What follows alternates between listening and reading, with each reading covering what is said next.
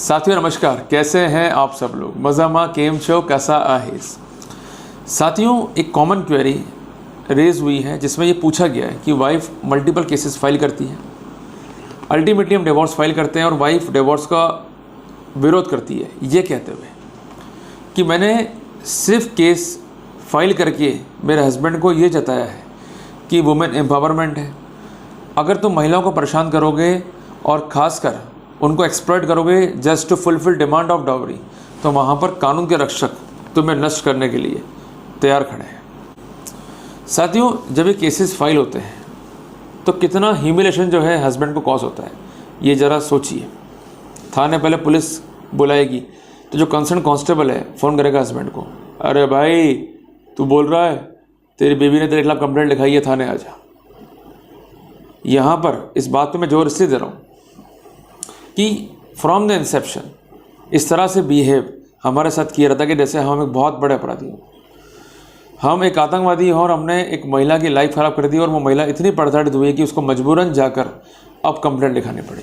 और वो कहते हैं कि भाई कंप्लेंट लिखा दी है, पर्पस क्या है कि हस्बैंड को सबक सिखाना, ना कि घर बिगाड़ना।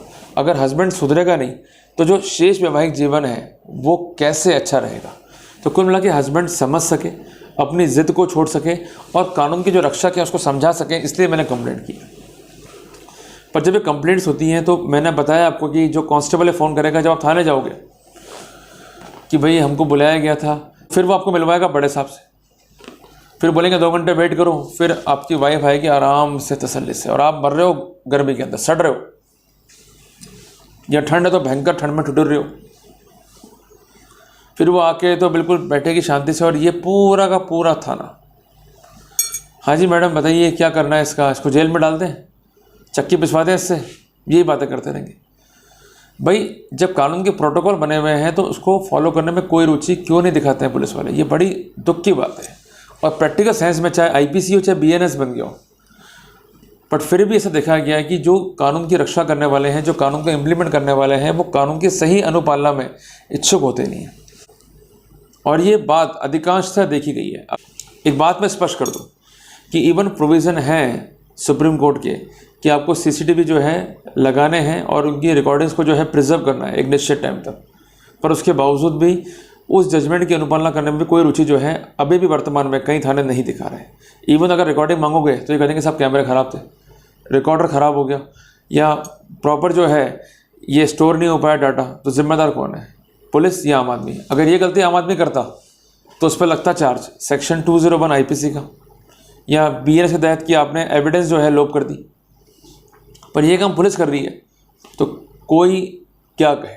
इवन कोर्ट भी न समझ सके, कई बार कोर्ट रिकॉर्डिंग मंगवाता है इनसे, ये कहते हैं कि साहब रिकॉर्डिंग खो गई है, या रिकॉर्डिंग मिल नहीं रही है, या रिकॉर्ड हुआ ही नहीं, या कैमरे हमारे ख़राब चल रहे हैं। ये गंभीर बिंदु है, यहाँ पर इंडियन कोर्ट्स को गंभीरता से विचार करना चाहिए और ऐसे पुलिस वालों के खिलाफ कंटेम्प्ट में जो है कार्रवाई करनी चाहिए कि जो अथॉरिटी है, जो रूल ऑफ लॉ का सोर्स है, उसकी गाइडलाइंस के बावजूद भी उसकी अनुपालना सुनिश्चित नहीं हो पाए, आप जानबूझ के ऐसा जो है कृत्य कर रहे हैं। फिर देखिए कि जो बंद कैमरे हैं या जो बंद फुटेजेस हैं वो अपने आप ही जो है रिकवर कैसे हो जाते हैं।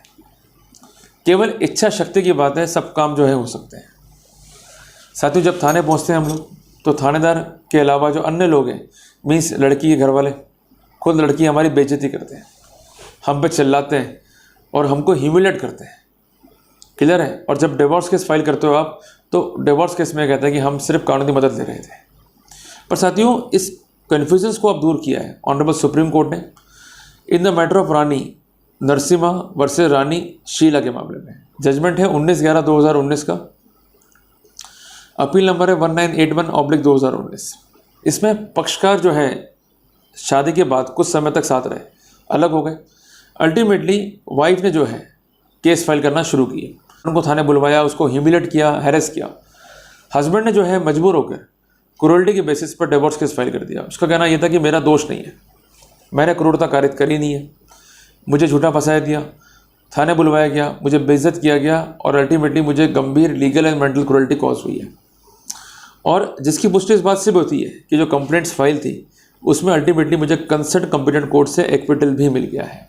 और जो मेरे ऊपर आरोप थे वो सीवियर थे और ऐसे आरोप जिससे मेरा मन मस्तिष्क प्रभावित हुआ है और मैंने अपनी पत्नी की गलती को जो है माफ़ नहीं किया है। तो उसने section 13 section 23 Hindu marriage act की लाइट में जो है स्टैंड लिए।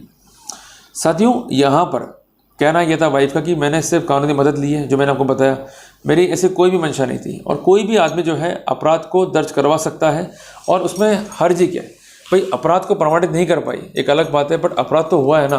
तो मैंने अपराध को रिपोर्ट किया तो मेरा हस्बैंड खुद अपने कृत्यों का दोषी है और उसने केवल अनुचित फ़ायदा लेने के लिए डिवोर्स केस जो है फाइल किया है। साथियों, कोर्ट ने स्पष्ट किया, it is true that it is open for the person to file complaint, कि कोई भी व्यक्ति जो है कंप्लेंट फाइल कर सकता है, but it would not constitute cruelty because it is a mere complaint. But once the husband has face the trial, उससे पूरा ट्रायल फेस कर लिया, थाने फेस कर ली है और उसके बाद एक्विटल है, तो वहाँ पर मेंटल हैरेसमेंट को और मेंटल ट्रॉमा की स्थिति को हम रूल आउट नहीं कर सकते। साथियों, कोर्ट का कहना यह है कि एक इंसान जब कोर्ट प्रोसीडिंग को फेस करता है और अल्टीमेटली बरी होता है, तो जो मेंटल ट्रबल वो फेस करता है उसको शब्दों में जो है बयान नहीं किया जा सकता। तो अगर आपकी पत्नी इस तरह के केसेस को फाइल करती है और वो ये सोचती है कि मैंने जो है जंग जीत ली, तो एक बात स्पष्ट कर दूँ, इस जजमेंट की लाइट में उसके सारे ख्वाब जो हैं चकनाचूर हो जाएंगे, क्योंकि कोर्ट ने स्पष्ट कर दिया कि अगर वो केसेस फाइल कर रही है और केसेस में आपने पुलिस को फेस कर लिया, कोर्ट को फेस कर लिया और अल्टीमेटली आपको बहुत मेंटल हैरेसमेंट हुआ है और इन केसेस से आप एक्विटल हो गए हैं, तो उस सिनेरियो में it constitute a severe cruelty और इस बेसिस पे आप जो है डिवोर्स क्लेम कर सकते हैं।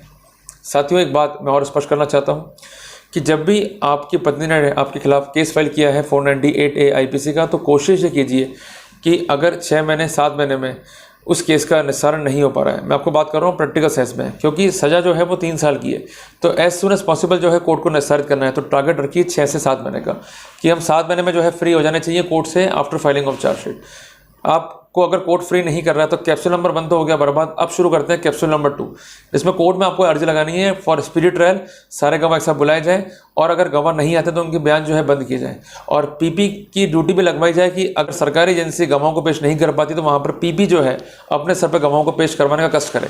इससे बेनिफिट ये कि अकाउंटेबिलिटी रहती है बार बार, और फिर से ही 1 साल बाद आप हाईकोर्ट चले जाओ रिट के अंदर कि माइलॉर्ड सजा कुल 3 साल की है, और अभी जो नया कानून है BNS सजा उसमें भी जो है 3 साल की है और हम ट्रायल फेस कर रहे हैं पिछले 5-5 साल से, तो कैसे काम चलेगा। तो कुल मिला के अगर 1 साल का एक लंबा गैप हो गया और ट्रायल में कोई भी ग्रोथ नहीं है, कोई भी जो है प्रोग्रेस नहीं है, तो वहाँ पर अमूमन ऐसे ऑर्डर हाईकोर्ट कर रहे थे कि इसको स्पीडली जो है ट्रायल करो। करना भी क्या, गवाही कितने 6 तो गवाह, लड़की का भाई, उसकी भाभी, उसके माँ बाप, या एक आधा गवाह और होगा और 2 गवाह में आपके होते हैं सेटल्ड पोजीशन है और एक IO होगा, और क्या, तो फटाफट केस निपटेगा और आपको जो है इजी रहेगा। और एक बात ध्यान रखना इन केसेस को फाइट करने का कि जो क्रुएल्टी असर्ट कर रही है उसमें 3 हिस्से होंगे। पहले बात तो डाउरी हैरेसमेंट करा, तो एलिगेशन का स्पेसिफिकेशन क्या है, और दूसरा कि हमने डाउरी जो है उनको बढ़ चढ़ के दिया है, तो वो डाउरी पर आपको जेरा करनी इनकम टैक्स के एंगल से और इनका जो अकाउंटेबिलिटी है उसको जो है रूल आउट करना है। और तीसरी बात, रिपोर्ट दर्ज करने में जो देरी है उसको रूल आउट करना है। और चौथी बात, अगर आपने नोटिस दे रखा है डिवोर्स का या सेक्शन 9 का, उसके बाद एक काउंटर अटैक है तो उस पर जोर देना है। और इनके साथ साथ अगर डिवोर्स केस के स्टैंड आपके क्लियर हैं तो उसको भी यहाँ पर प्लीड करना है। ये इसलिए कह रहा हूँ कि अगर इन केसेस से आप एक्विट हो गए और डिवोर्स केस जो है पेंडिंग है, तो इस केस को सब्सिक्वेंट प्लीडिंग में अपन ऐड ऑन करके इसका भी जो है बेनिफिट ले सकते हैं। तो ये कुछ इंपॉर्टेंट टिप्स हैं आपके राइट्स को लेकर। अगर टॉपिक अच्छा लगा तो इस वीडियो को लाइक और शेयर जरूर कीजिएगा। जल्दी मिलते हैं एक नए टॉपिक के साथ। टिल देन, जय हिंद, जय भारत।